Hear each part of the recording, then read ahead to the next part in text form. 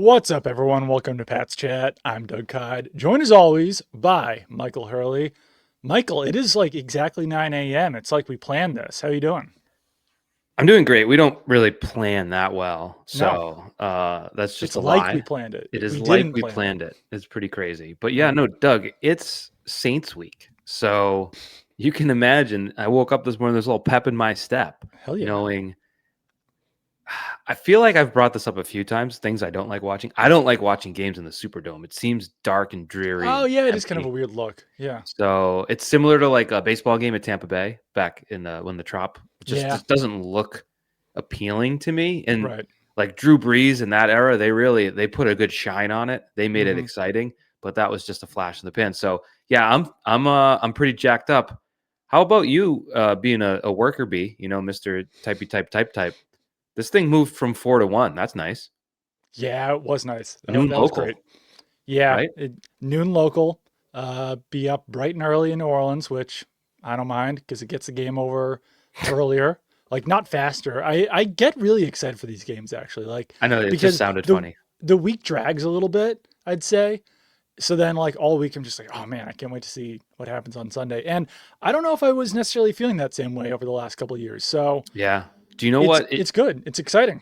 It used to be like in the 2010s, like there'd be some big games like early October. You'd have like Patriots, Broncos, Brady Right. Manning, and then you'd look out at the next 2 months and you're like, none of these teams are interesting at all, and the Patriots are going to go 14-2. Right. It's like I don't have an interesting game to cover until January. So Right. the ebbs and flows of it All have of the games certainly are been. interesting now. We have no Every game's idea. interesting.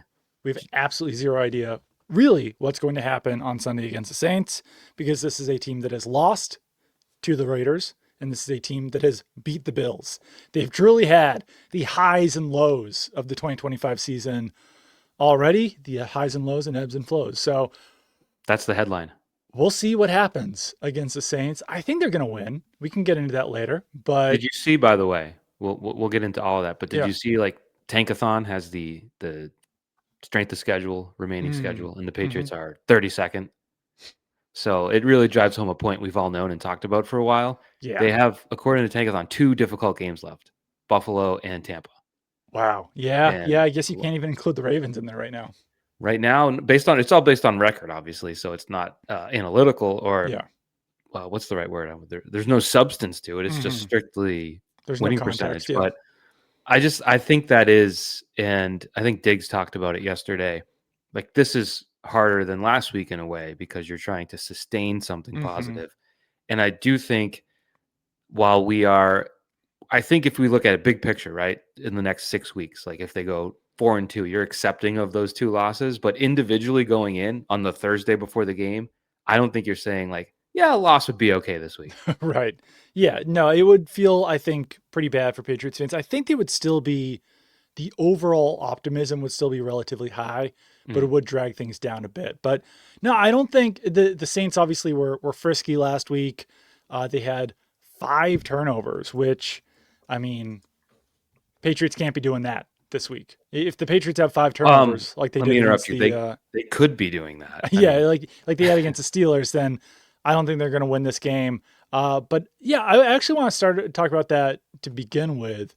Drake May, obviously, we've all talked about how good he's been, really now overall this season, especially over the last 2 games. He's gotten 3 games without any giveaways, mhm. and they've won all 3 of those games. I don't think that's a coincidence.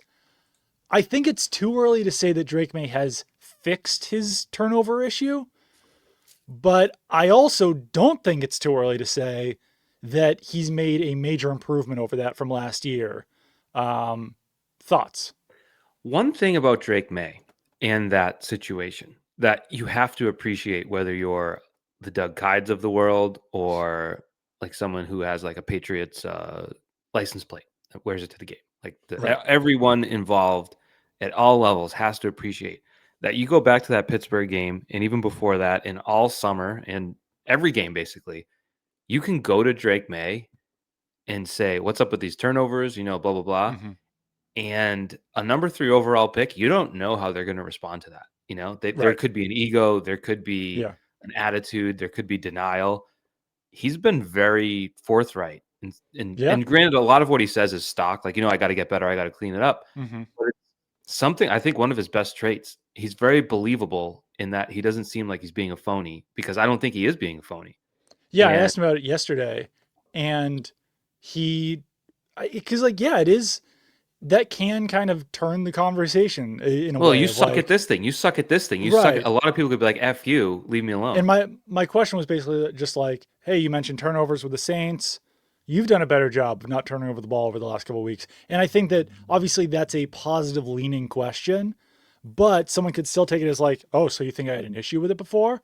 But then his Mhm. answer was like very smiling and joyous and happy. And he turned it towards his offensive line, said like, hey, the guys up front are doing a lot better, which I think does play a pretty significant factor, because if you're under duress, then you're going to throw more interceptions, you're going to fumble the ball more.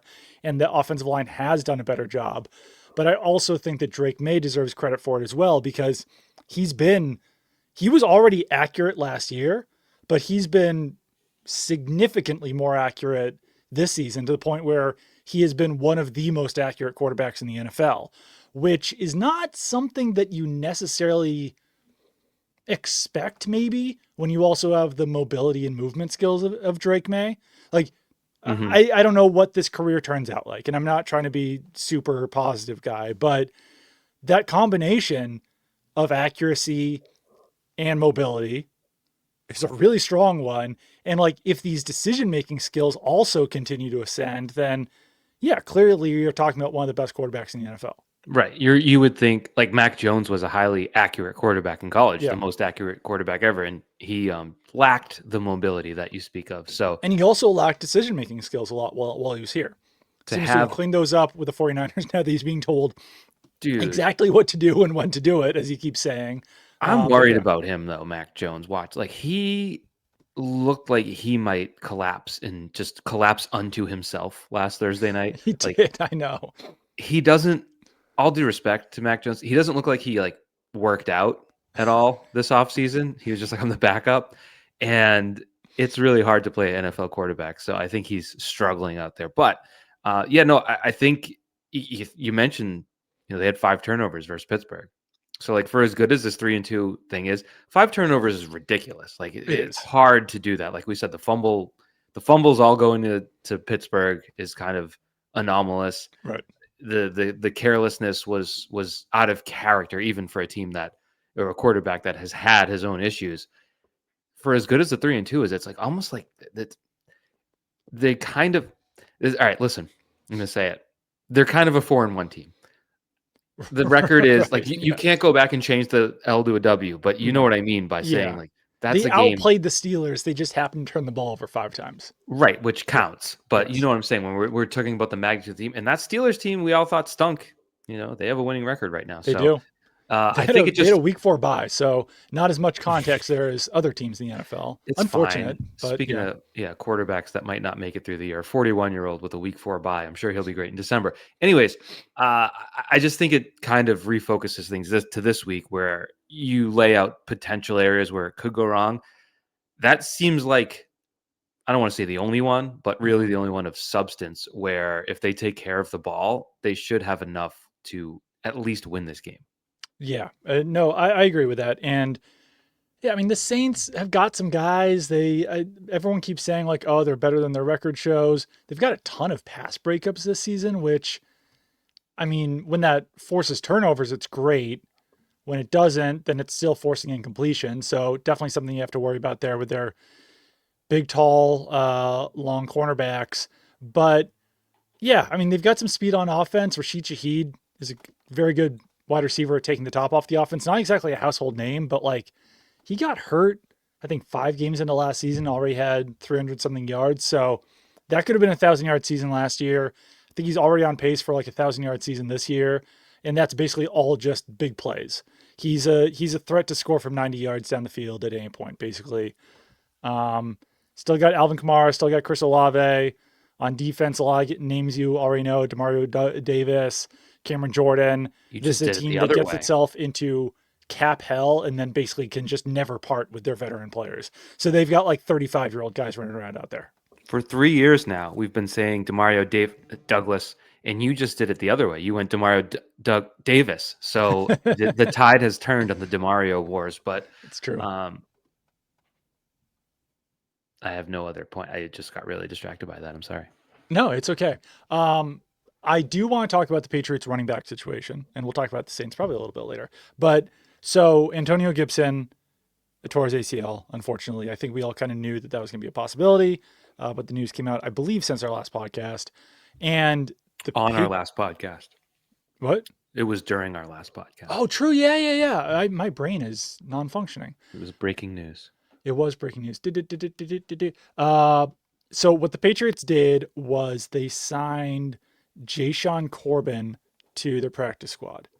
And it seems like Terrell Jennings, their practice squad running back, will probably have a game day role at this point. I think a lot of Patriots fans had higher hopes for what they were going to do. I will also say personally, I don't think this was the path I expected them to take, but in some ways it makes sense. Like it's not a short week, but you've only got a week. Throw Jennings out there, see what he does with Antonio Gibson's touches. If it looks good, you can kind of move forward with that. And if it doesn't, you still got time to sign a guy for a practice squad or sign a more experienced guy to a practice squad. I don't know. But it does feel like that third running back role is sneaky important on this team. I would agree. And I saw Nyheim Hines signed with the Chargers this week because they obviously have had 2 running backs go Yeah. down. And I was like, you mentioned, sort of higher end players that they might be able to add. His stats are not what I would have guessed because I remember Nyheim Hines. him being somewhat impactful with Indianapolis at some point, but really nothing ever that popped. So I Well, suppose he also hasn't played in 2-3 years. 2022 were his last recorded stats. I'm not sure what happened the He had past a 2 very years. severe injury, I believe. But yeah, he was good pass catching back. So He was, yeah. I don't know if I don't know. It seemed like at least a name if you were looking for Right. that in the market compared to what the Patriots got. But it's on the road. How loud do you think it's going to be? Because I've heard people talk about that on the I don't know if it was Drake May. There were people talking about it's going to be a loud place. Sunday at 1, A 1-4 Saints 1-4 team. Saints team. I don't think it'll be like, remember when the Patriots went there in 2009 on Monday Night Football famously, and it was like a zoo. It was just Right. just so loud and chaotic. I feel like you're going to get about 5% of that. So when it comes to any running back in the protection game, like I don't think anything will get overwhelming in terms Right. of the moment. I don't think it should be overwhelming for anyone that's in there. Yeah, I agree with that. I think that Saints fans are obviously very passionate, but I also think that there's a limit to that passion. I think that they, from what I've seen, can kind of get as negative about their team as Patriots fans. So I think that can kind of limit maybe the vocal passion in a game setting. Yeah. So yeah, I would agree. That's probably not going to be that loud. But I still just say that when your other running backs are Trevion Henderson, who I think we've determined can't really play a full time every snap performance. Like that's what it seems like so far. And Can't block. Then your other guy is Terrell Jennings. If Ramondre Stevenson goes out there and fumbles twice against the Saints, which he's done already this season, aren't you probably a little bit more hesitant to turn to the other guys if you don't bring in a bigger name? And that's not to say that No, that's a a great big name question. is suddenly going to give them more confidence. Like that's probably not necessarily the case. But if they traded for someone, let's say, because we've seen a lot of NFL trades already, or yeah, if they did sign a more experienced guy off the street, maybe you do have a little bit more wiggle room if Stevenson fumbles to say like, okay, I sit you for a quarter or two and put in this guy that we know what he can do. Just someone who's done it. That's really, I don't want to use the name as an example because I don't think he's got it anymore, but Ezekiel Elliott being popular name amongst fans. Yes. He's probably done at this point. He's 30 years old. He's taken a lot of miles on those, but someone who, if you hand him the ball or if you have him in the backfield in any situation, he's been there, done that, Right. and is not going to be confused. Right. That is kind of the biggest thing that you worry about when it comes to either in the passing game or just being an effective runner if you're thinking you're not playing. So Hmm. I just think he's probably not someone I would pursue, but it's dependent on, like you said, if Stevenson fumbles on the opening drive Sunday, your whole game plan might go up in smoke. Right. So it is a potential peril. I wouldn't say I would lose sleep over it, but it's definitely on the front of the list of roster improvements needed post haste. Is that fair? Yeah, and I mean, we'll see what Jennings can do first. If he looks great out there, if he can pass protect, if everything goes well, then yeah, maybe you just kind of keep rolling this way. And I don't know if teams are really necessarily in a rush to be trading running backs right now, given the injuries that we have seen around the NFL. But that being said, I mean, we already saw one earlier in the season when Tank Bigsby was traded to the Eagles. That certainly didn't take a lot. One thing I will say about some of these Brian trades, Robinson Jr. went to the right, to the Niners, right? 49ers, But other I don't than know. that I was mean, that was in like early August, I think. right. Patriots obviously at this point don't necessarily need a cornerback, but when you see that trade of like two pretty decent cornerbacks going for not a whole lot, when you see Adafe Owe and Alohi Gilman being traded for each other, it's kind of like I don't know. Maybe the Patriots should be buyers right now with some of these players. Like if those are the types of players that are available, I don't know what it would take draft compensation wise, but Adafe Owe would really help this team right now. This team needs another pass rusher. Hmm. Um, Aloha Gilman, I don't know if you're ready to make a move there as one of the starters with Hawkins and Woodson, but safety hasn't necessarily been the strongest point for the Patriots so far. So if like these like veteran players who are experienced are available, I'd be pretty aggressive maybe if I'm the Patriots right now because doesn't it still feel like as good as the Patriots defense has been at times this season that there's still maybe a guy or two away? Oh, for sure. In terms of being, I think they can get into the playoffs given the schedule. But in terms of being a team that can win a playoff game or two, for Or sure. even Like just to they're be the strength of the team because the offense right now has been the strength of the team, yeah. which is surprising. It's interesting though. You mentioned the trade market because I had to run and double check. I believe it's eight. 1, 2, 3, 4, 5, 6. There are 8 teams that are 1-4 or worse. Yeah. So there's a lot of teams right now that are staring down a long, cold, barren season, Yeah. and that doesn't include teams like Carolina's 2-3, Arizona's Right. 2-3, uh, the I don't know where the other 2-3, the 2-3 teams in the AFC probably I'll believe they can compete. The Bengals, Texans, and Chiefs. So you're looking at a third of the league almost Yeah. that is kind of done right now for 2025. Like I don't has any team ever climbed out of a 1-4 hole to have a 10-win season? I don't believe so. And the So Ravens could obviously. The Ravens are a team that I'm like sorry, I they're overlooked them. they're Yeah. probably not giving up at this point. Yes. Because I've seen people say like, oh, could they trade for Derrick Henry? First of all, Derrick Henry has not been good since week one, so there would be some risk there. But Wouldn't also, wouldn't solve your fumbling issues, I'll tell you that right. much.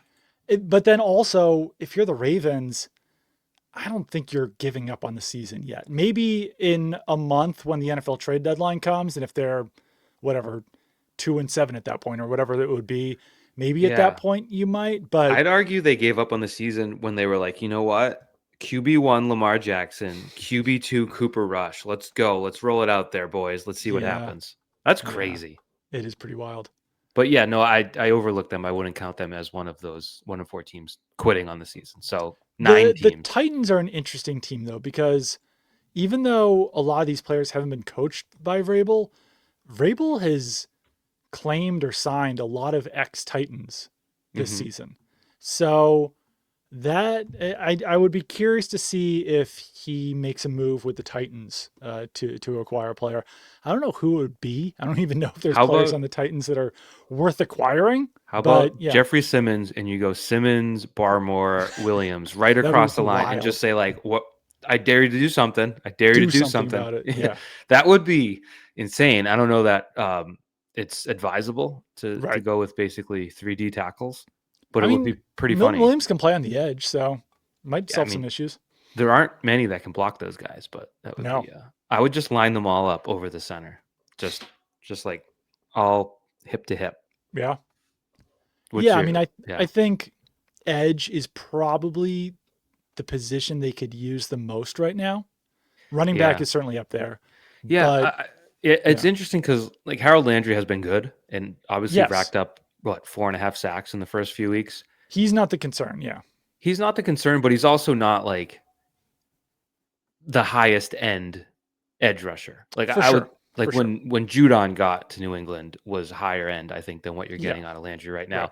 And then the other side has been between Chason and Keon White, kind of definitely not impactful, I think is the best way to say it. So Yeah, yeah. Chason has had some moments, but not consistent. Plus, he was hurt last week. Keon White was not good last week to the point where I'd probably be ready to use like Anthony Jennings and Elijah Ponder over him. So, yeah, and Chason even alone, when they signed him, no one expected him to be a starter. He was supposed to yeah, be a situational pass rusher. So that tells me, all right, trade for a guy. I know it's not that easy, but trade for an edge who can be your starter. Chason drops back down to that situational edge rusher role, and then you kind of figure out what you want to do about Keon White and Anthony Jennings. There's a tough decision to be made there, but yeah, truly another. And teams aren't dying to give away great edge rushers, what but about it a would help a Bengals lot. team? What if the Bengals continue to flounder? Is Yeah, Hendrickson? Hendrickson is an interesting one for sure. I haven't followed his performance this season, to be honest with you. He's been very good. Okay, Yeah. He there has he is. 4 sacks. 21 total pressures. He's got 90.3 pass rush grade. Is that good? It's quite good. Yeah, that's out of 158.3 though. That's how PFF does their rankings. If you didn't know that, but yeah, like that's someone obviously they were rumored about, but that's someone who could actually change your defense. I don't want to say overnight, Yes. but you're talking very differently about all of those players that we just like the Right. whole defensive line and Harold Landry. If you have someone like Hendrickson there, Yeah, and I mean the Dolphins also. I don't know if teams are going to be in a rush to trade in the division, but I don't know. Like Jalen Phillips, he could be a. I guess in the grand scheme of things, like I don't know, Jalen Phillips or Bradley. Bradley Chubb would definitely help. I don't know. Yeah, there's some guys out there who could probably be thrust into the top edge rushing role for the Patriots and give the defense a pretty significant boost. There's still some issues at linebacker and safety. We'll see if Jelani Tavai can fix some things at linebacker. We'll see if the safety group settles and Woodson can start to improve. But adding one more legitimate starter, high end starter to that defense, I think would do wonders. do you know what we didn't mention What? Sunday? We mentioned Jack Gibbons on the pass interference penalty, Yeah. which I reviewed the film and I recant my take that it was not. I was talking about my joke tweet where I said you can't Yes. shove receivers anymore. Um, we didn't talk about the most disrespectful throw of the whole game, and it was off play action. And Gibbons, bit on it and Hmm. was recovering, running back, and actually did a great job to basically cut off. I forget who the receiver was running a crosser toward the sideline, and Gibbons is like, he did a good he recovered well and covered the receiver. And Josh Allen was like, oh, I'll just wait a second, and then there's like whizzed it past his ear Yeah. hole, and the receiver caught it by the side. It was just like woof, like that. Yeah. That was as disrespectful a throw I've ever seen. It was just like, watch this. It was Yeah. rude. It was Watch rude. out I for think me. Josh Allen should apologize. I think that's fair. But I was actually impressed by the recovery of Yeah. Gibbons to make a play No, on I that. mean, I Well, think Gibbons has had some decent moments this season, but uh, I don't know. Depends on whether he keeps getting snaps too, because they're doing a heavy rotation there. I'm pretty shocked every single time a game starts and Christian Ellis is still the starter next to Robert Spillane. We'll see how much longer that lasts, but they're really committing there, which is interesting. yeah. I'd have to look league wide. It does feel like linebacking. We don't celebrate linebackers anymore. It's true. Yeah. It's kind of sad. Where's Patrick Willis? Where's I mean, I don't want to say Ray Lewis, but there's a long line of our whole lives where you could name half Oh the yeah. half the middle linebackers in the league, and now it's kind of like, Mike oh, Singletary, it's like, oh, you play linebacker? That's Brian Urlacher, kind of outdated, wouldn't you say? Tyjae Spears. If the Titans season keeps going downhill, could be worth a call, especially if Stevenson continues to fumble. I don't know, just throwing some names out there. He's been decent as a pass blocker in the past. But glad we had this trade discussion, this Mm. trade deadline, early trade deadline discussion because we could throw that in a headline. Um, but let's talk about the Patriots rookies so far this season. We don't need to go super deep, but Hmm. maybe just kind of go player by player. Will Campbell exceeding expectations, I would say. For sure. Has taken 98% of the team's offensive snaps. Has not Only been 98? yeah, he missed 6 snaps. Interesting. I don't have my game by game on that. I told you he wasn't at left tackle on the sneak, but I assume he was on the right side. Oh, that didn't even count because they called a false start. So I'm not sure. We'd have to check on that. But anyways, the not So only not yes. a problem, but I would say he's been an asset. He's So been when solid. Dobbs came in, Campbell went out. Interesting. So it was What game was that? Marcus Bryant against the Panthers. Mm, yep, there you go. Fascinating. Because Drake May also missed those 6 snaps. Right. But yeah, I would say nothing. You're not staring at Will Campbell saying, "Oh my God, he's a monster. He's Right. going to be a 6-time first team All Pro." Fair. But he has been, I would say, very good considering the difficulty of that position. Yeah, he's allowed, I believe, one sack so far this season. Um, and I that could be significantly worse. It was in week 1 against the Raiders. He had a tough time against the Steelers. For some reason, Nate Herbig was giving him a ton of issues. But overall, like at times this summer, especially in those joint practices against the Vikings, it looked like, okay, this could be a guy who really struggles as a rookie Hmm. and could be a true weakness on this team. And outside of that Steelers game, Will Campbell has not been a weakness. If anything, the offensive line overall has sneaky been a strength, as Hmm. Drake May mentioned. Like he's helping to protect Drake May, which is in turn helping to protect the ball, which has been massive. Agree. Want to go second round pick because Trevian every Henderson, yeah, everything you said earlier, we didn't expect that. We didn't no, expect to be talking about Trevion Henderson as kind of like, well, you can't play him that much because X, Y, and Z. There was yeah, talk in the summer like he should maybe be the number one. yeah. There And was a lot of talk. I think some of that talk was coming out of my mouth.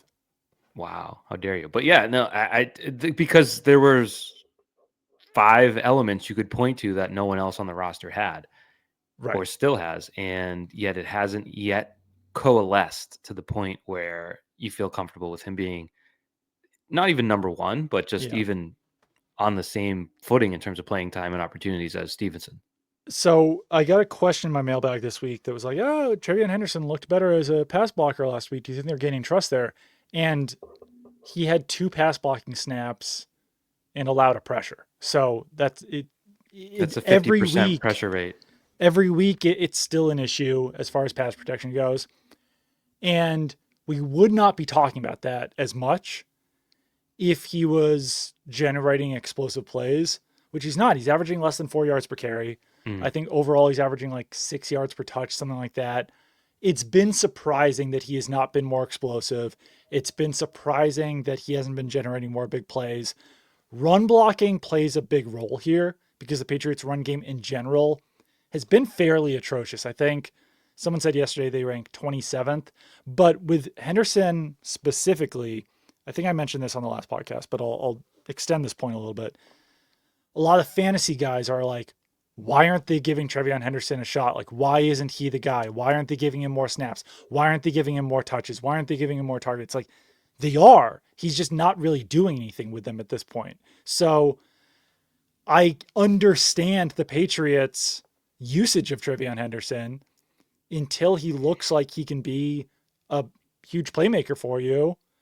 You don't want to run him into the ground this early in his rookie season. So you're not going to give him 100% of snaps.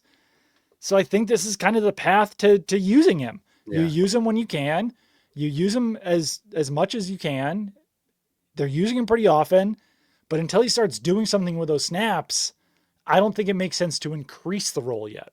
Yeah. I think it's got to come, like a home run has to come. And I think Yes. it will because Yes.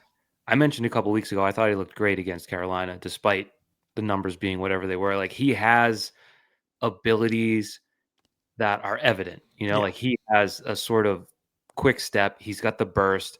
He just needs maybe a hole and then he's Yeah. gone. Right. and it hasn't happened yet. I No. do think it will, but certainly the other, like the everyone said he was, straight. If he can't do anything, he will be able to pass block, and Right. he hasn't. So No. I don't know how you fix that. Maybe they make. I don't know if they call Ivan Fears. Like I feel like Ivan Fears and Dante Scarnecchia are always on speed dial, no matter who the coach is in New England. Ivan So Fears is in the building sometimes. He's at yeah, practice every day. Yeah. maybe they just gotta get them in a room for an hour a day for a week and solve it, because he definitely the you would never throw the bus term at him because he doesn't look like it, but he still is No. gonna have to pop sooner or later. Yeah, and it really has not happened yet, and it's not a concern, but it is. If you're talking about like pleasant surprises, what's the opposite of a pleasant surprise? An Unpleasant surprise? unpleasant. Oh, that's a That's because great. it's not really a term, right? Pleasant surprise is a term, but I'm and gonna look at. disappointment is too strong. Yeah. Well, I'm looking up some synonyms for unpleasant. Sour. Sour surprise? I don't know. That seems a little strong. But still, it's been a surprise in the more negative aspect about how he's played so far this I've season. never heard this word before. Grody. Grody. Yeah, That that's a sounds really grody. strong. Yeah, That's a grody. that's grody. Next guy, Well, next guy, the third round pick. Who's this? Not familiar with him. What's his name? Kyle Williams, wide receiver, 2 catches, 20 yards, not playing a lot. But this is another one where I know that Patriots fans want him to play more. It would be fun to see him play more. But there hasn't really been a reason to play him more. When you're already talking about Kayshon Boutte Yeah. being significantly under targeted for how good he's been this year, I don't think you need to start taking some of those snaps away and giving them to Kyle Williams. I can understand maybe giving some of Mac Hollins' snaps away, but he's kind of being used as like a third tight end almost. So you don't want to give those to a 5'11, 180-pound wide receiver. I hear you, Doug, but 2 targets Yeah, no, is not enough. And I I don't would agree know. with that. I don't know that Kayshon Boutte, as good as he's been, is someone you're like, well, you can't take targets away from him. Like, I guess, but I I just mean, don't think about all the see big moments that Kayshon Boutte's made catches in this season. If you suddenly all take with him off the 18, field, only 18 targets for Boutte I know, himself. but So all of it's that, like, like, it feels like he makes a significant play every single time he's targeted. And like that catch he made to put them in field goal range, the catch he made to like he made the catch and then dove to get the first down. Like that was these cool. are plays that I'm not sure if a rookie is making. Maybe he's taking the Yeah. top off the defense more. Yeah. Maybe he's like making a 60-yard catch. So it's worth doing it maybe in the middle of the game. But Well, that's why I don't yeah, know. I don't know that it's compare. Like, I don't think Booty is the comparable. It's just it's sort of a different tool that they aren't taking out. In that right. Yeah, someone maybe getting in man with single high safety, running a deep post, right. where the safety's drawn to dig somewhere else, like could be again the home run you're looking for. Where Yeah. I know that's sort of a low percentage play, but Hmm. if you have someone with that skill set, and like let's say he's lined up outside, gets that man coverage, and he's sort of, gets inside leverage and he's gone. Yeah, He seems like someone who can make the play, and May it's seems like true. someone who can make the throw. So I just think maybe you want to see, if you're a little impatient waiting for the Kyle Williams train to leave the station, you're just hoping to see a shot per Yeah, week, right. and they haven't really tried that. But I feel like it's, This might be the week. yeah. Superdome, fast turf. I would fantasy Mike is coming in. All you fantasy heads, listen up. I got a tip. I think Kayshon Boutte in his return to the Superdome is gonna Oh, be, I'm gonna say 6 targets. He's gonna catch 5 of them, 80 yards, and he's gonna find the end zone. So big week for Kayshon Boutte and Will Campbell, but he's not gonna get any stats. So Kayshon Boutte in the Superdome. what about Caleb Von Chasen? I didn't really think about that part either, but sure, yeah, a couple sacks No, for him. I like this Kayshon Boutte take because I do think he's been really good. I I think do that too. he's just making plays, and I know that sounds so simple, but he's at the right place at the right time. You He's trust had when the ball is going to him. catches in traffic too, which is big Catches in too. traffic. He's doing smart things with the ball. Yes, he had the 2 penalties last week, but You know what I really like about Mike Vrabel so far, not to take a turn right now, he's like really not afraid to be like, these penalties are bullshit. You know? And he's like, the Joshua Farmer one, which we've talked about a lot at this point, Hmm. didn't need to hit the man as hard. But Mike Vrabel does have a point when he's like, I can't tell a guy to not play to the whistle, you know? Right. I And if mean, you haven't blown the whistle, and if you're a young player trying to make a play, like, do you need to level the guy when he's on his knees? No, you could probably just touch him. But the refs also should be blowing the whistle. yeah, football's been around quite a while. I would say 150 years or so. Play to the whistle has been pretty much a staple throughout. I don't know what When kind of were whistles whistles. invented? I'm not sure. I don't know if they had them back in the late 1800s, but I would imagine there was some sort of form of noise making that officials used to signal the end of the play because it is necessary with so many bodies flying around and so much chaos to have some sort of signal. And when you don't hear it, you keep playing. This is not an answer I expected to find. Whistling was not invented at a specific time. Not whistling. Google stinks. But this is true because like bone whistles have dated back 12,000 years. Fipple flutes, 43 to 82,000 years ago. So they Well, were one using something. one other thing is the whistles go woo woo. Yeah. That's Yeah. a viral video before the term existed. Bub rub, little sis. Anyone? I like it. All right. Well, we don't know when whistles were invented, but we can assume Yeah, that it's been they were it's around when football. And let's we'll get to Jared Wilson in a second. We'll keep going through here. But this seems like a good time to talk about officiating Mhm.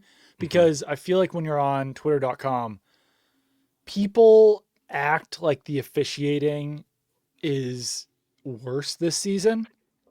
And I just like maybe they're calling more, like maybe they're throwing more flags, but officiating is always some combination of good and bad.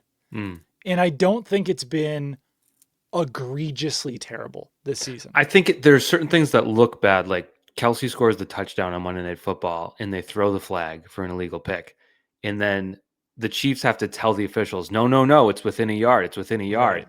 and it was within a yard. Yeah. So like the Right. flag shouldn't have been, but it looks bad. It looks as though It does. Patrick Mahomes told the referee to pick the flag Right. up, but it's like that makes it look bad later in the game when Trevor Lawrence throws the pick, when the receiver gets knocked into the fifth row in the sort of accidental on purpose Right. contact. You It does look terrible, but you do watch and the ball's still in Lawrence's hand when the Right. contact is made. So you're like, that's kind of not passing. I mean, it isn't pass interference. It's like it's kind of just bad luck, the Right. picks giveth and taketh away, I guess, and that one took away. Yeah. So big time moments like that, I guess, get highlighted. But I haven't noticed it outside of maybe the illegal formation, which we've Right. talked about. Doesn't I don't think that helps the game. It doesn't. And it's I can understand Mike Vrabel's frustration when you see Hunter Henry checking to see if he's on the line of scrimmage or like Hunter Henry, who's played like 8 billion snaps in his right. career. And he either does or doesn't get the okay, but he's at least asking for it. And so I can understand the frustration there, being like, he's trying to do the right thing. And I don't really know, like, I've never played in the NFL. So when Vrabel says, yeah, they usually give you a warning if you're off the line of scrimmage, I don't know that. I just have to take Mike Vrabel's word for that. But if that has traditionally been the case and now they're not doing that, I understand some frustration there. And I can also understand some frustration coming off of a Sean Hockley officiated game True. because it does feel like he tries to get more screen time than most officials, or at least do more with his screen time. So as a coach, I can understand being like, okay, we get it. They have But Adrian Hill this overall, week, right? I think so. Overall, I don't know if the officiating has been significantly worse than it's ever been before. Yeah.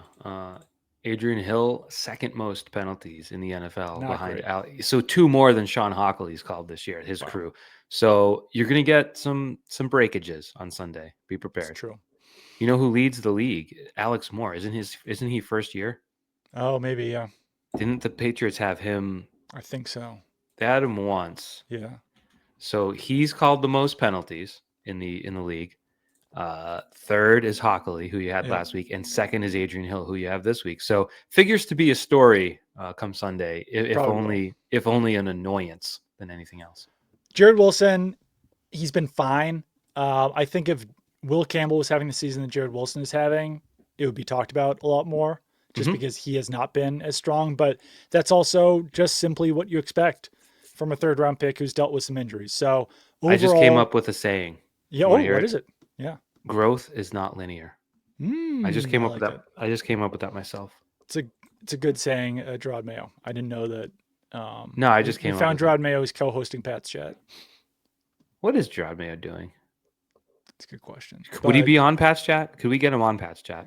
I'd love to talk to Gerard Mayo. Just like so many questions. there's a lot of questions. Maybe right after we get Bill Belichick and Matt Patricia on the podcast.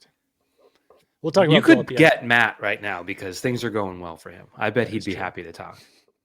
Rubbing in our faces. I have a fun fact on the other fourth round pick of the Patriots, Craig Woodson. Well, Jared Wilson's not a fourth round pick. He's a third round pick, but He was in the third. I thought they had 2/4. they did. It was Craig Woodson Oh, and Joshua Farmer. It's my all right. bad. It's I all right. mean, third, fourth, I know. same difference. I'm just being a jerk. Do you know who leads the team in defensive snaps? Craig Woodson. Craig Woodson, 97.4% of the snaps. I I would Four not have. tackles for loss. He's been out there more than, I mean, second would be Spillane at 93.9, and then Carlton Davis at 92.9. So it tells you he's been out there just about every single dang snap on defense, which, good or bad, is incredible. A Yes. first month of your NFL season to just always be on the field. I think that shows you what the team thinks of him. And I think that there's obviously a lot of potential for growth there with Woodson because he's playing so much. I would say Woodson has been a little more Jared Wilson or Trevion Henderson than Will Campbell.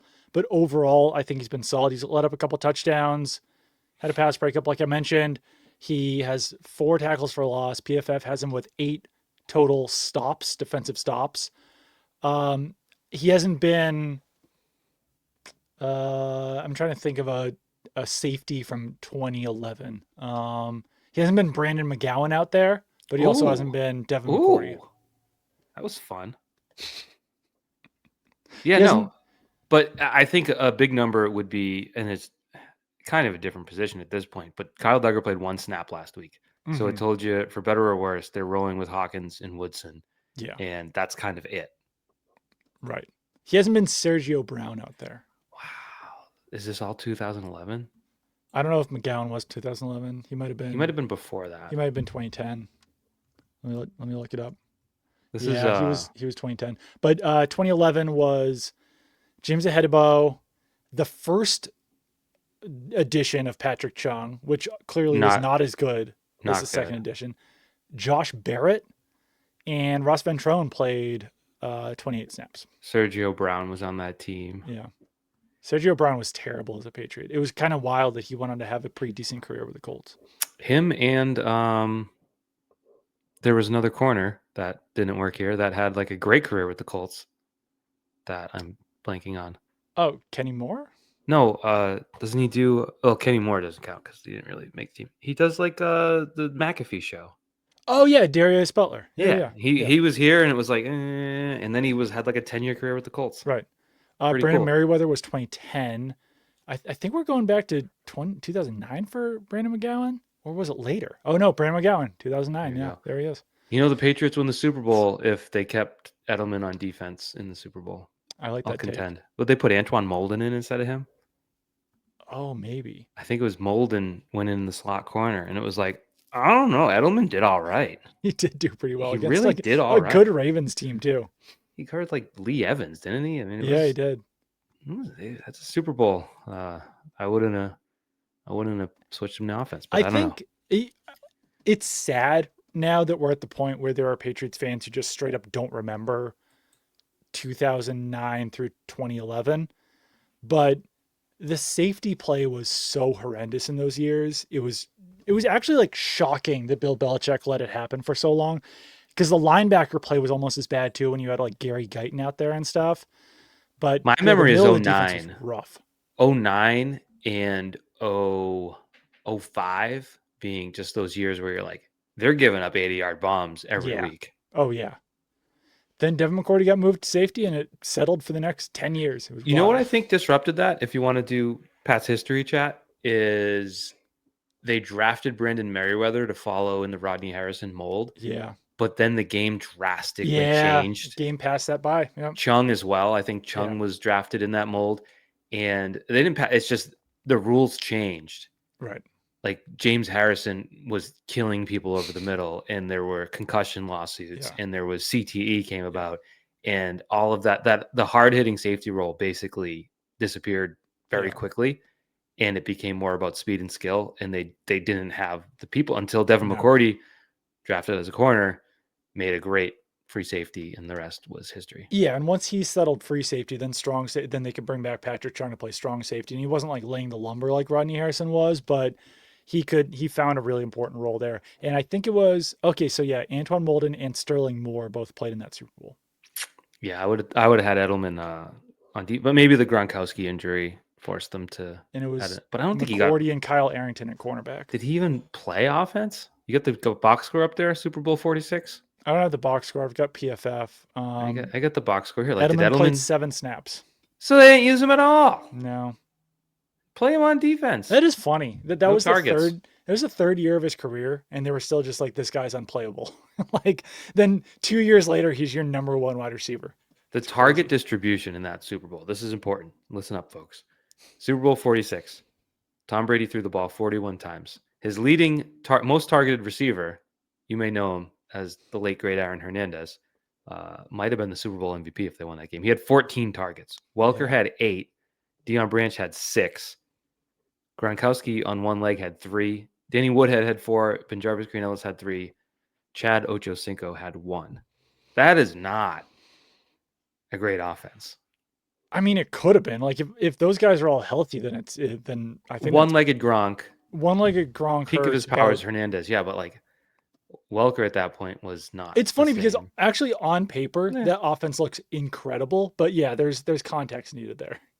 Yeah, I guess Welker still. The idea of like the idea of your wide receivers being peak Wes Welker, Deion Branch, and Chad Johnson. I guess Welker was still. He had 1,569 yards that year. And so I the guess idea he of your wasn't tight quite. ends being Aaron Hernandez and Rob Gronkowski, and your running backs being Danny Woodhead and Benjarvis Green Ellis. No, but yeah. It wasn't. I don't know balanced. if I can fully agree with your take, but the fact that Gronkowski was on one leg and Deion Branch certainly in the back end of his career. Yeah. And like is a redundancy on Wes Welker. Like you didn't have a wide receiver playing, I guess is what I'm trying to like you didn't have an X or anyone over 5'10" running down the field. Truly incredible how players like Chad Johnson used to sign with the Patriots and then just become horrendous. Yeah. How is that honestly even possible? He was a great player, like a borderline Hall of Fame player. Yes. And now, granted, it was the last year of his career, so maybe when it's done, his career. Done. Yeah, but if he still had the physical, like he could have gotten. True. He was like 32 next year. Yeah. So yeah, but it does look strange when you just physically can't play in this offense. But nevertheless, all right. So Joshua Farmer hasn't done a whole lot. Had the penalty. Otherwise, he's made some plays. He had a tackle for a loss a few weeks ago. He recovered the fumble. He's a guy who's playing a part-time role, and he's doing it to the point where you aren't like, oh God, Joshua Farmer and Corey Durden are on the field. They're going to gash them up the middle. Mm-hmm. Braden Swinson is on the practice squad, so hasn't done anything. Andy Borregales already turned his career around. Mm-hmm. I mean, 2 missed extra points in week 2. Yeah. Week 2.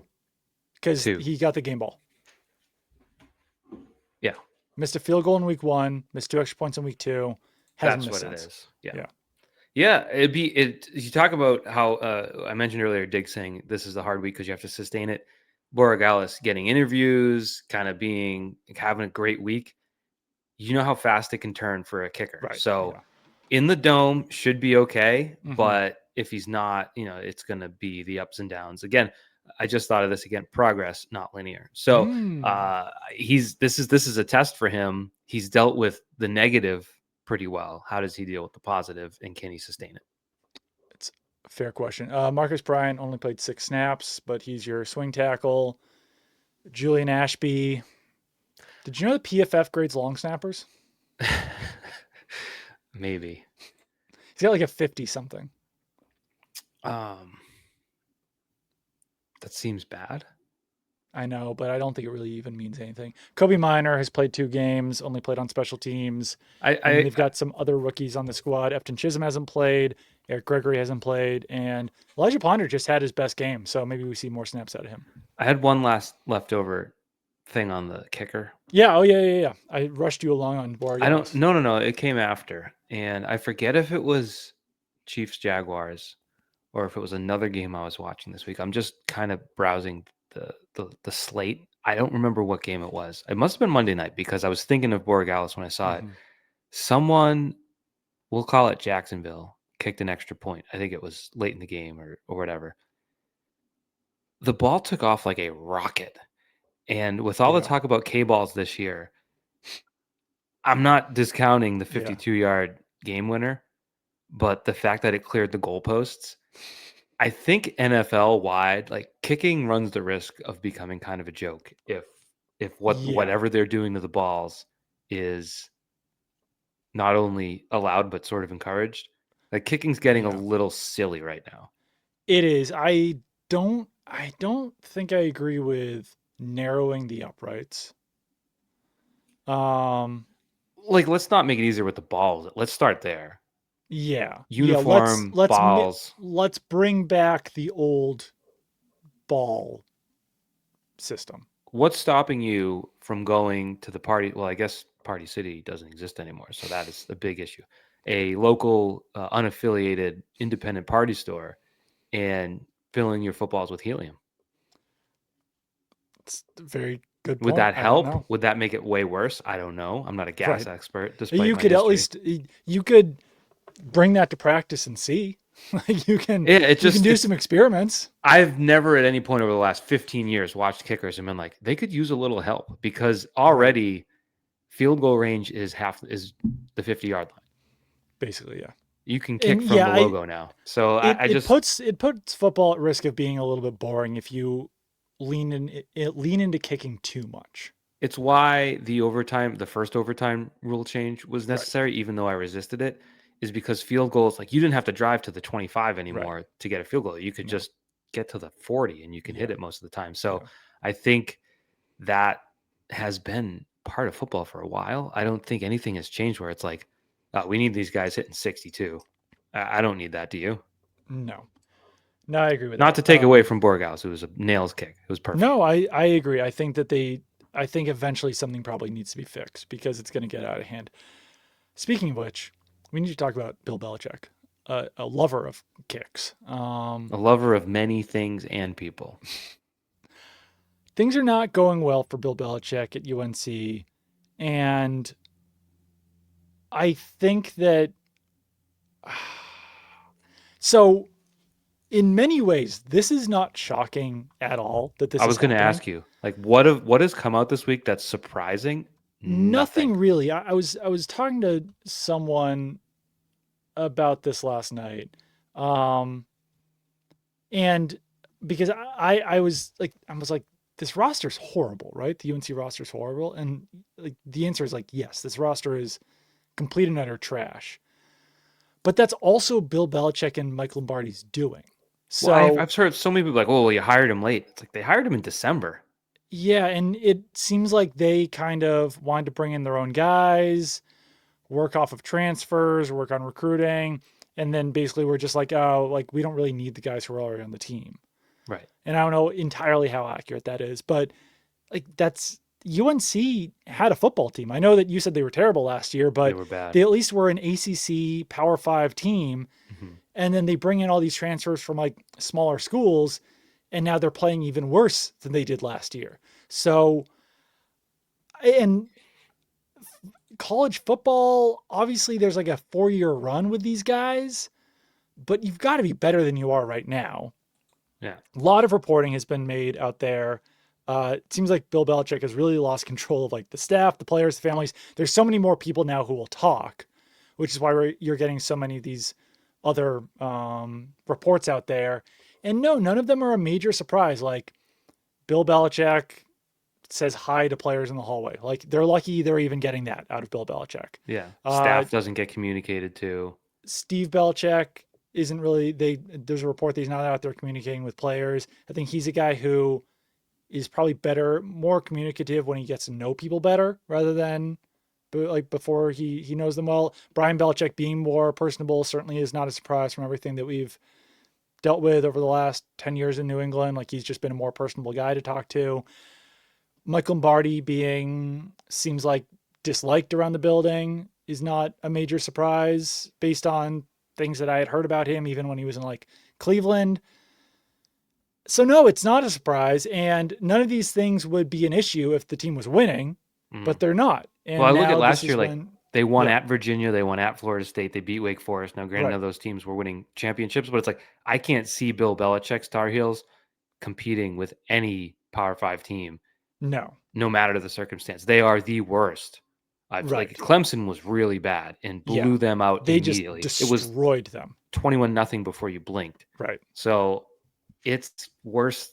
I guess no, nothing surprised. Like the on field doesn't surprise me. And I think a lot of us, I've brought this up before, and I was watching, I might have even mentioned it here. So I apologize if I'm repeating myself. I was watching the UNC Clemson game, and the color commentator, no idea who it was like, you didn't expect these kind of mistakes from a Bill Belichick coach team. And it's like, buddy, for years, like it took a while for the national football NFL media to catch on yeah, to that, but it's been just a continuation of that. Like the attention to detail and the obsessiveness with winning has gone mm-hmm. and hasn't been there for a while. As weird as it sounds to Yeah, some people that didn't follow it as closely, it was not here. Like what's best for the team stopped applying 2018 when he tried to trade Rob Gronkowski, yeah, yeah, 2017 when he benched right, Malcolm Butler, like a lot of those things, and Tom Brady overcame those.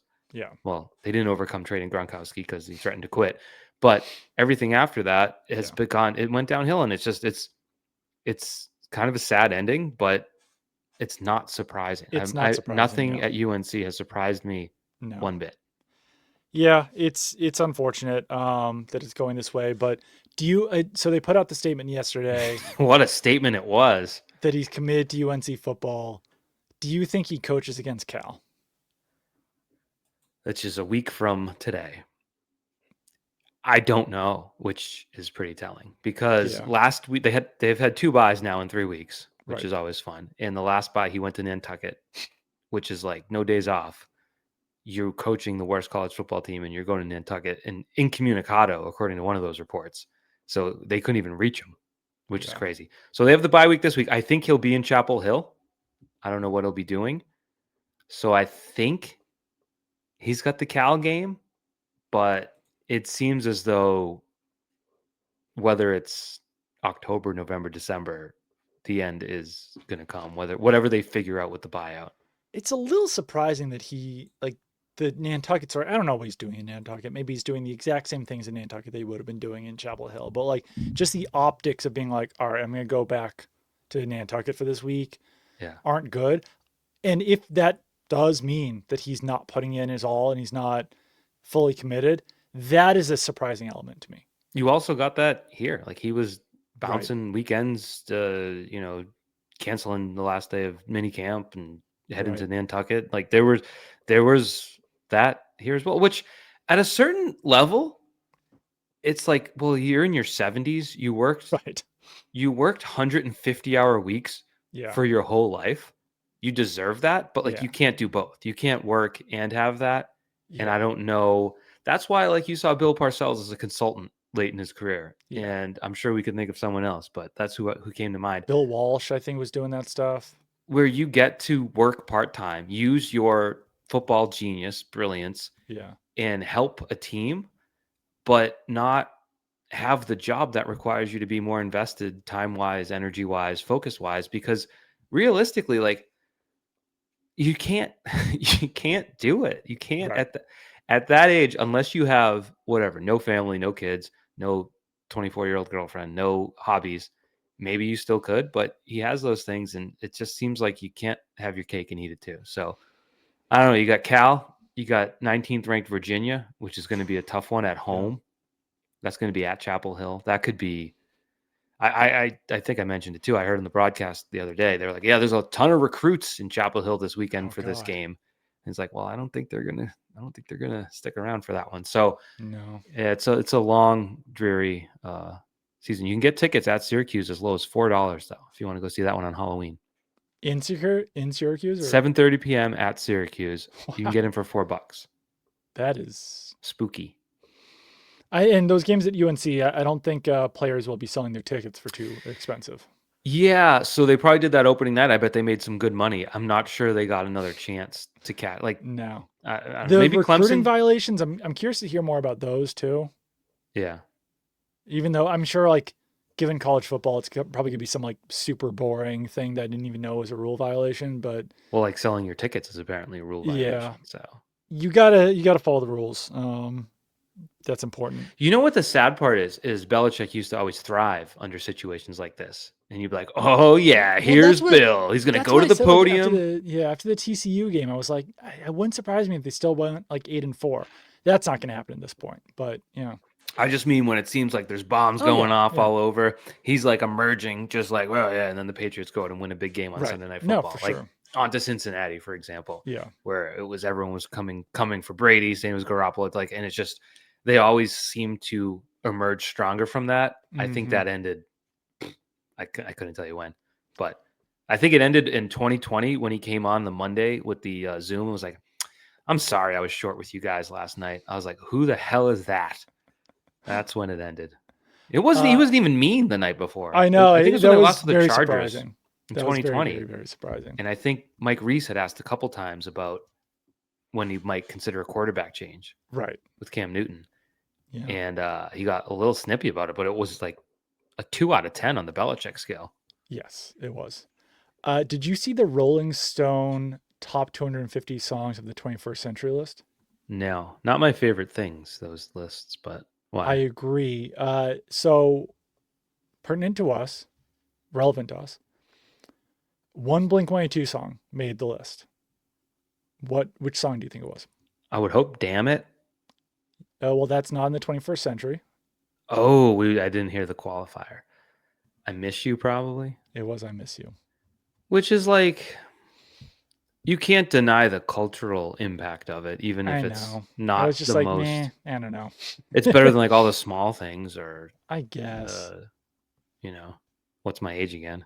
Oh, What's my I age again? disagree with Maybe, that. yeah. What's my age again is fine. All the small things, I would say. I would, yeah, I Miss You was 156. yeah. I mean, I guess when you look at, they probably looked at record sales, and Blink was probably somewhere on the list. Like we should probably get one song on. I know. It so many of these songs, and I know that I'm not the best person for this because I like a pretty limited scope of music. But like when you're talking about the top 250 songs of the last 25 years, and there's like so many of them, I have no idea what song it is. I'm like, I don't know if this list is in good faith. Like Yeah. the other thing that made me laugh pretty hard Oh, is that they trolled right off the top with number 250. which one was that? Drops of Jupiter by Train. They're Yeah. like, we're gonna piss people off right away. All right. So I'm reading through the whole list last night because my wife points it out to me. At number 82, you get to Outcast Hey Ya. And I'm like, that is way too low on the list. That That should should be top be, 50. I mean, that's yeah, even it should that probably feels be like a low. top 10 to 25 song. And it literally made me laugh out loud when I scrolled down and saw Fall Out Boy Sugar We're Going Down at 79. I was like, as someone who probably likes that song more than most of the population, Right. I cannot possibly justify that song being better than Outcast Hey Ya. Absolutely. Like Outcast Hey Ya hit kids, it hit old people, Yes. it hit every culture imaginable. Something just fell in my house. You got a person in your house? I All right. hope not. That was scary. I'm home alone. If anything bad happens, at least it will I was happen just going on to ask if that camera. was Marv.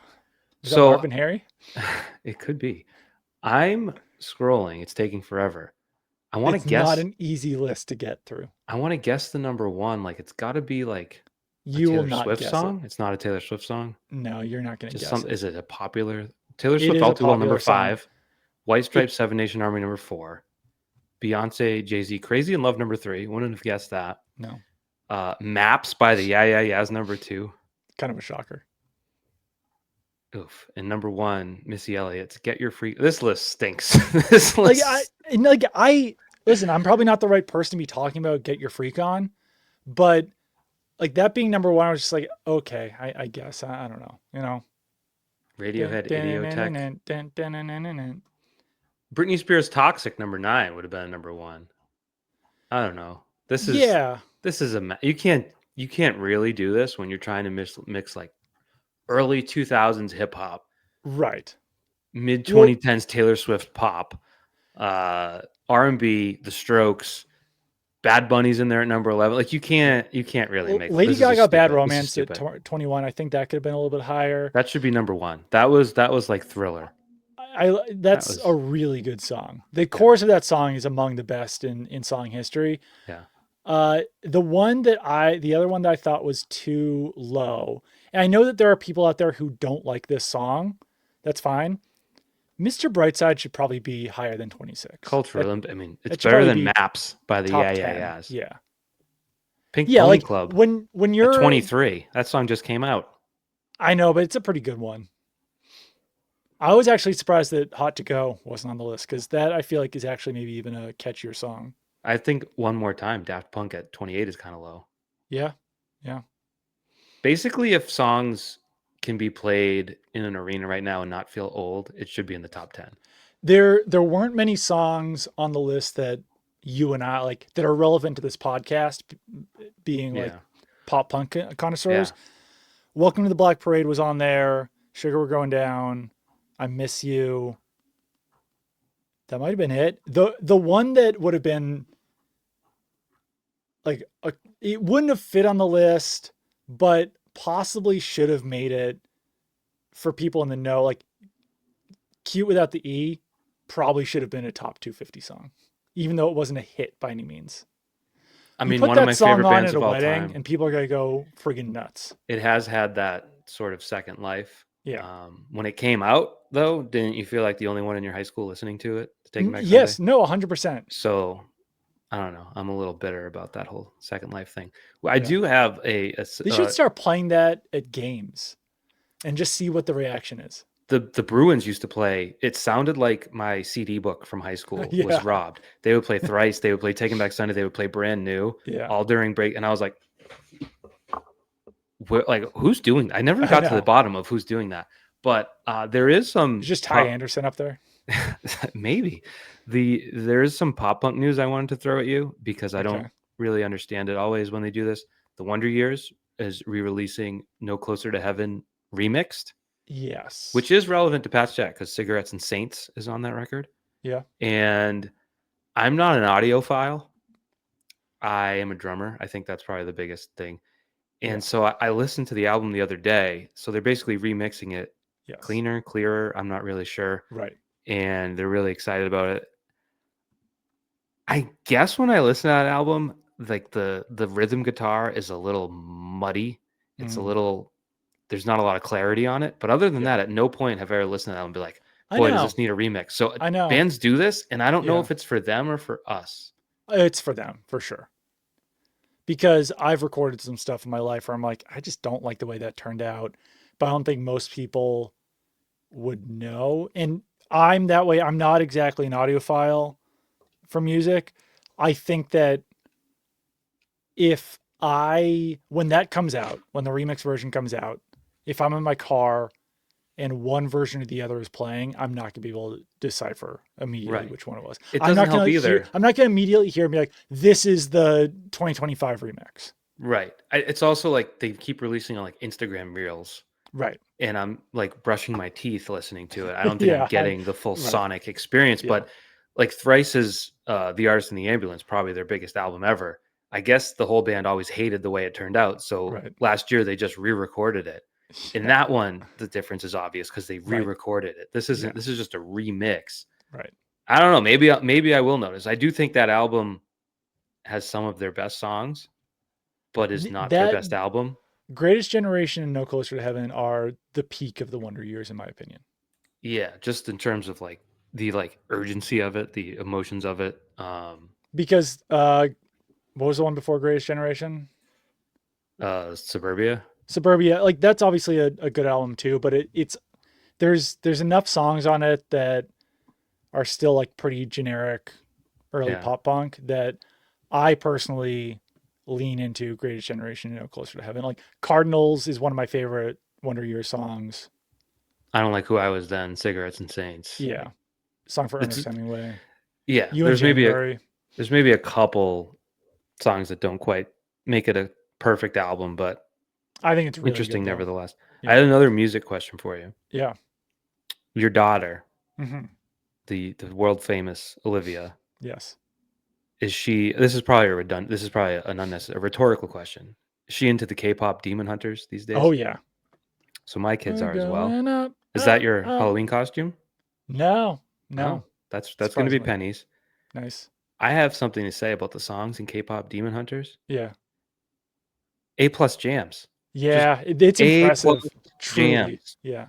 Really good songs. I Like mean, Golden is usually like the number one song in the world right now, and it's off of a Netflix movie. Like that's crazy. it's yeah, definitely a new era in whatever that is. Yeah. Uh, multiple industries, but Yes. I would love to be like, "Oh, the kids want to listen to this in the car," but I'm like, "This bumps." Yeah. It hits. So, Yeah. pretty surprising. Definitely surprising. I think Olivia's current plan is to be Wednesday Adams for Halloween. Mm, that tracks. I could see that. Yeah. Olivia likes the new Taylor Swift album. Jen doesn't like it as much. I listened to it once with Olive, the clean version. We can't be Mm, listening to the filth that explicit.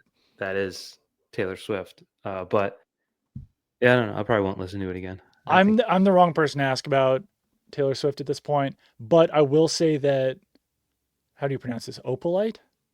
I don't know. Opalite? Isn't there a PH? Or is it No, that's Opal? Ophelia, the fate of Ophelia. Ophelia. Sure. Opalite. Yeah, Opalite whatever. is Opalite is the catchiest song she's written possibly since 1989. So I can get behind that one. I I like when the songs are catchy. I feel like there's been 10 years of Taylor Swift music that's just the same right. stuff. So, I would also not be the person to talk to, but I felt like listening to it like, oh, this is a Sabrina Carpenter song. Oh, this is a Lana Del yeah, Rey yeah, yeah, song. for sure. Yeah. It felt like she had Sabrina Carpenter on her album just so Right. people wouldn't say that. But most of it felt like all this stuff is popular now. I'll just have songs just like them. Right. Yeah. And I think that I don't know. I Does that can't mean believe she's this turned old? into a 3 minute Taylor Swift discussion. But I think that as much as those albums like Midnights and Evermore and all that stuff were resonating with Taylor Swift fans, they were not hitting the general zeitgeist as much. They were not huge hits. So, from her perspective, I can understand being like, I'd like to be a mega pop star with number one hits and songs that are played at football games again, rather Yeah. than just someone who like appeases their fan base over and over and Right. over again. So like get back in with Max Martin, let them do some super produced pop jams, and then Right. you'll be back. But seems like it kind of backfired a little bit. So I I don't know. I, I wanted to clear one thing up before we go, Doug, Yeah. because I violated my never joke policy. So I did a tweet Uh oh. about because the Patriots are going to wear all white this week in Yeah. the Yeah. game. Yeah. I meant to talk about this too. White on white, which could Yep. be a good look. They looked I think it'll be awful. cool. They looked awful in 2017 with the old jerseys. Yeah. They had like a blue stripe all the way Yeah. It down, was like the bad. Broncos. It was they looked like they were in their underwear. So there's a better chance that this looks better, right? Yeah. Yep. They don't have Although the silver helmets are going to throw things off a little bit, but hopefully it doesn't make things too bad. okay, I'll keep an eye on that. But I Yep. did send a tweet because someone replied saying the throwback road white on white are better than the throwback red jerseys. So everyone loves the red jerseys. Mm-hmm. So I found a picture. For a few years, the Patriots did wear white pants, Mm-hmm. white jersey, Pat Patriot helmet. And I tweeted this. Tell me if this comes across as reporting or not, or if we're a joke. My sources are telling me that the NFL won't let the Patriots wear this getup because it, quote, goes too hard, end quote, per league officials, a competitive advantage situation. I'm not an a-hole for assuming everyone would know that was a joke, No, right? that's wild that anyone would take that seriously. I would say the average age of the people that didn't get it, high. I'd just say it was a lot older. What does this mean? And the NFL sucks. Screw the NFL. Um, I was kidding, but it did lead to a lot of replies, and we've talked about it of all the different iterations of the Pat Patriot jersey. There seems to be like 80 of them, different Yeah, pants, because there was different ones with sleeves. shoulder stripes, and then there's ones with sleeve stripes. And some people responded to your tweet with some of the pictures of the sleeve stripes, and I do agree that like that'd be kind of fun to bring back at some point.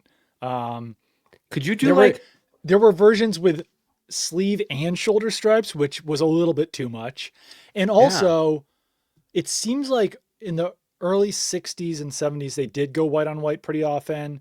Then when they brought back the shoulder stripes and they started going white on red, I didn't like the white on red as much. I like the white on white more, I think. I agree. The red's maybe like a little bit too much red, but Yeah. um, that one jersey from the 70s where it was a white jersey with just a blue sleeve stripe Yeah. Yeah, yeah. and just Halloween costume lettering. Right. Strange look. A lot of strange looks, but those were white pants with thin stripes on the side. Yeah. There's a lot. I say what we talked about, there's so many different ones. You should be allowed to go to a game where people have kind of different jerseys. So like Will Campbell's wearing one and like Travion I'm Henderson. sure that's the way it was back then too. It probably was because, like I said, there was no HDTV. There was no one was on their phone looking at pictures. So who So even I knew noticed? I've said this now for a couple of years, and it's whenever the Patriots bring back their white helmets, in practice, you'll see them with white helmets and their navy blue practice jerseys and like whatever pants or whatever. It looks really good. And whatever the next Patriots uniform is, it needs to have a white helmet. Even if it's Flying Elvis on a white helmet, navy blue jerseys, white pants. I think that would be a really strong look because then they could also have a red alternate jersey or even a royal blue alternate Mm. jersey. I do think we are willing to punt on the current jersey era. Yeah. And It's got like nothing. honestly, I think that the current jersey would look good with a white helmet. So I don't know if I even want to get rid of the current jersey because I want to see what it looks like with a white helmet. I guess it's Could just the the Patriots could the Patriots wear a white helmet with Flying Elvis under NFL rules? well, they'd have to. What do you mean? Like, would that be allowed if they were just like, hey, we're gonna do white helmets this week, just out of nowhere? Probably not. I think that would have to because remember, like the I don't know, things change, Yeah, yeah, I don't know. but I do think you have to sort of lay those things out ahead of time. I just Right. think the current Patriots jersey, like, what are the positives? I mean, it's a modernized version of the Pat Patriot jersey with a navy blue. So if you want to keep a navy blue jersey, I just I I uh, just think that it would look good with a white helmet. So I want to see that jersey with a white helmet because I think it would look sick. you might be right. I the jersey doesn't do a whole lot for me. Yeah, that's fair. I liked the Dolphins goofy ones last week. Yeah, those are cool. All right, good jersey talk, Um, good pop punk talk. good Taylor Swift talk. I doubt it was good Taylor Swift talk, but People are gonna love it. Oh man, this looks so good. Hold on, I have to send this. I have to put this in the. this is important. This is really important. This is so important. Hold on. This could take a little bit. I'm looking at This every better be team's. worth it. I don't know that I like many jerseys these days. Maybe I just don't like clothes. The Seahawks throwbacks are so sick. Oh, those were great. Yeah. All right, What are we that's looking at? loading. White helmet. Look how friggin' good this looks. All right. Yeah. That looks Clean. sick. Yeah. Yeah, You're you right. don't even need the shoulder stripes on it. Just give me those practice jerseys with white helmets. That looks so good. Yeah. Just it's a great contrast. Yeah. Like navy blue jersey, white helmet, whatever pants. I don't care. But yeah. I Let's think write a there's letter. what was that? Let's write a letter to our I, local I'm congressperson. I'm like, should I just like talk to the equipment guy in the Yeah. locker room today and be like, Hey, be hey, like, whoops, this whoops, would we be brought the cool? white. Did you see like the Phillies went to the LA down 0-2 in the NLDS, Oh yeah. and they only brought the baby blue tops and bottoms. They're like, we don't Right. need gray jerseys. Yeah. So, whoops, this is what we packed to New Orleans. White helmets. We got to play with them. It's either this or no game, NFL. What do you want to do? Yeah. What do you want us to do? We can't forfeit. They'd probably make them forfeit, but only if it was in the Probably. Belichick Brady era. That's true. What was I going to say? I don't know. I think we got to get out of here probably. Yeah. It's sad you can't even make that joke anymore. Like, oh, Belichick recruiting violation. There goes another Patriots first round pick. Yeah, it's true. It's just sad. All right. Well, Doug, All we'll right. do this again Sunday night. Yep. Patriots prediction. Oh yeah. The Saints, I don't think their defense has been awful, right? Like they've I limited. mean, they lead the league in pass breakups, so it can't be that bad. Yeah, well, I looked. They allow like 200 yards passing a week, but Right. they only have one pick. They've allowed quite a few. I think 11 touchdowns and one pick. The passer rating over 100 opponent. They're below So average in dropback EPA per play allowed and above average in rush EPA per play allowed. So not sure I'm if the gonna Patriots will go. get the run game back on track yet. I'm gonna just go with the simple 31-17 final. I think my big prediction is Booty is your number one receiver this week after a big week from Diggs. I'll go 28-20. Patriots win. All right, There it is. sounds exciting. Enjoy New Orleans. Have Eat some yourself. beignets, have some. There's like almost too much food though. Like you can't have like jambalaya, etouffee, po' boy, They do crawfish there, I assume. crawfish, um, gumbo. Like there's like too much to try in a 2 day span, but I'll try. I'll try to eat Do as you much eat as I can. crawfish? Yeah, why not? It's like shrimp, right? When we were in Houston, they had lunch, the Oh media lunch, yeah, and they had a big like seafood boil, and I was just yeah. staring at the crawfish, and I was like, I don't want to eat that. I don't think if I go through my life, I'll ever look back and be like, man, I wish I ate some Do you crawfish. not like shrimp? I like shrimp. I think it's about the same, right? I don't know. It's like a shrimp if a shrimp was like trying to be a lobster. Mm, It's got a little like shellish look. It just looks kind of like a that is true. bug. It's like a Yeah. water bug. I don't aspire to eat it. If you enjoy it, God Well, bless you. lobster is basically just like a big water bug. Yeah, that's an ocean rat that somehow became a delicacy. Lobster did. So, anyways, enjoy whatever you eat down there, and Thank you. we'll. Interestingly, your internet's crapping out. We got to call Xfinity. Oh, it's back. We're good. Yeah. All right. All All right. right. Good podcast, Doug. Yep. Long podcast. See you later. All Goodbye. right.